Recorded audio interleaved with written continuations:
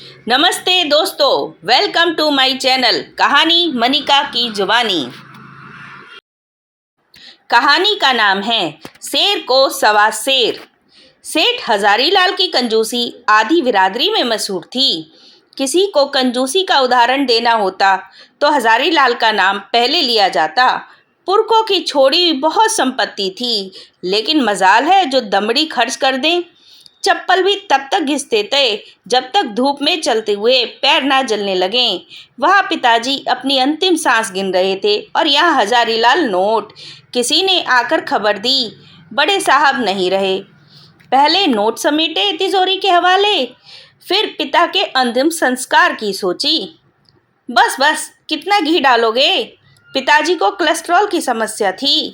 कहते हुए अपने बेटे के हाथ से घी का डिब्बा छीन लिया। बड़े साहब की तस्वीर पर चढ़े गुलाब हैं, इसका क्या करूं साहब? करना क्या है, गुलकंद बना लो इसका। पता है कितने फायदेमंद होता है? नौकर को तो चक्कर ही आ गया। भला मरे पिताजी की तस्वीर पर चढ़े गुलाब का गुलकंद कौन बनाता है? और बन भी गया तो खाएगा कौन? अब साहब का हुक्म था तो गुलकंद तो बनाना ही पड़ेगा, लेकिन किसी की हिम्मत नहीं हुई उसे चखने की। डर था कहीं गुलकंद खाते ही हजारीलाल के पिताजी की आत्मा बॉडी में एंटर न हो जाए। ऐसे ही न जाने कितने कंजूसियत भरे किस्सों से भरी पड़ी है हजारीलाल की जिंदगी। कहते हैं ना, हर शेर को सवा शेर जरूर मिलता है, तो हमारे हजारीलाल को भी मिल ही गया। पिछले साल की बात है, हजारीलाल के चचेरे भाई के बेटे की शादी हुई। शादी वाले दिन बाजार कुछ मंदा था, कुछ खास मुनाफा नहीं हुआ, तो हजारीलाल सारे दिन शोकग्रस्त रहे। दिन ढले याद आया कि शादी में जाना है, लेकिन दुख के कारण भूख तो मर ही चुकी थी। जोड़ तोड़ करने पर साफ हुआ कि अगर शादी में गए तो किराया पूरा लगेगा, कपड़ों को इस्त्री करवाने के पैसे भी लगेंगे और मुंह दिखाई तो देनी ही पड़ेगी। इस सब के बाद उन्हें खाना एक निवाला तक नहीं। बस जी के ये घाटे का सौदा हजारीलाल कैसे कर लेते, नहीं गए शादी में। 15 दिन बाद किसी काम से चचेरे भाई के घर के पास वाले मार्केट में जाना हुआ। दोपहर हो गई, पसीने से लथपथ हजारीलाल बेहाल हुए जा रहे थे। प्यास की वजह से गले में करंट लग रहे थे, लेकिन मजाल है जो पानी की एक बोतल खरीद लेते। फिर जोड़ तोड़ किया। चचेरे भाई के घर जाने पर पानी शरबत तो मिलेगा ही और खाने को भी मिलेगा। इतना खा लूँगा कि रात तक कुछ खाने की ज़रूरत नहीं पड़ेगी। बस इस सारी कैलकुलेशन के दौरान वह भूल ही गए कि चचेरे भाई की बहू की मुँह दिखाई भी देनी ही पड़ेगी। चचेरे भाई की पत्नी सुभद्रा भाभी बड़ी ही भली औरत थीं। उनके 3 बच्चे, एक बेटी और 2 बेटे थे। बेटी की शादी कुछ साल पहले हो चुकी थी। बड़े बेटे की शादी हाल ही में हुई थी और छोटा अभी पढ़ रहा था। हजारीलाल घर पहुँचे तो सुभद्रा जी ने खूब आदर सत्कार किया। अभी बैठे बात ही कर रहे थे कि चटक लाल रंग की सितारों वाली झिलमिलाती साड़ी पहने लंबा घूंघट निकाले एक युवती ने कमरे में प्रवेश किया। हजारीलाल ने भाभी की तरफ प्रश्नवाचक निगाहों से देखा। बहू है भाई साहब? हे राम, ये बहू वाली बात मैं कैसे भूल गया। अब तो घाटा होकर ही रहेगा। कमबख्त, मुँह दिखाई तो देनी ही पड़ेगी।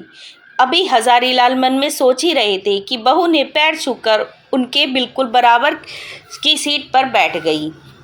हजारीलाल जी सक पका गए। माथे पर पसीने की बूंदी दृष्टिगोचर होने लगी। थोड़ी खिसकते हुए पीछे होकर बैठे ही थे कि बहू ने दोनों पैर सोफे पर रखकर पालथी लगा ली। हजारीलाल जी जड़ हो गए। आंखों में करुणा और दया भर सुभद्रा की ओर देखने लगे। उनके मन में चल रहा था, हे प्रभु, भाभी जी की रक्षा करना, वैसे अभी तो मेरी भी रक्षा कर लेना। कैसे निभेगी इनकी ऐसी अनोखी बहू के साथ? चेहरे पर तरह के भाव का आना जाना शुरू हो गया। तभी बहू ने मेज पर रखी नमकीन की कटोरी उठाई और घूंघट में ही खाना शुरू कर दी। कुछ खाती, कुछ गिराती।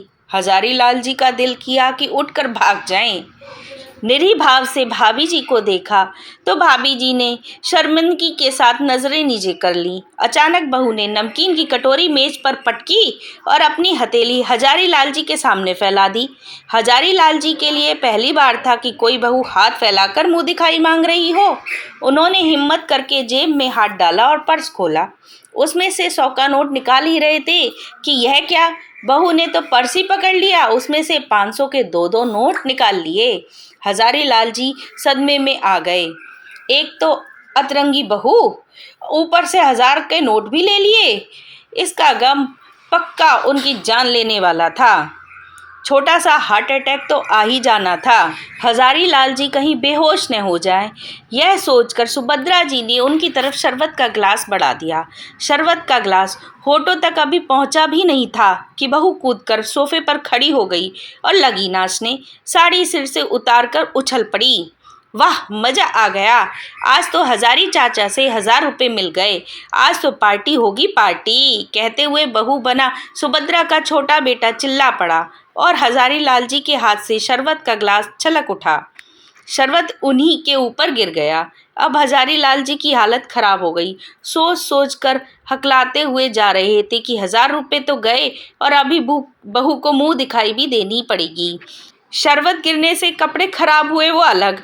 हजारी लाल जी ने खुद को संयत किया ही था कि बहू ने आकर पैर छू लिए। हजारी लाल जी को तो मानो करंट ही लग गया। हे भगवान, अब ये असली बहू है या नकली? सुभद्रा जी की तरफ देखकर पूछने लगे।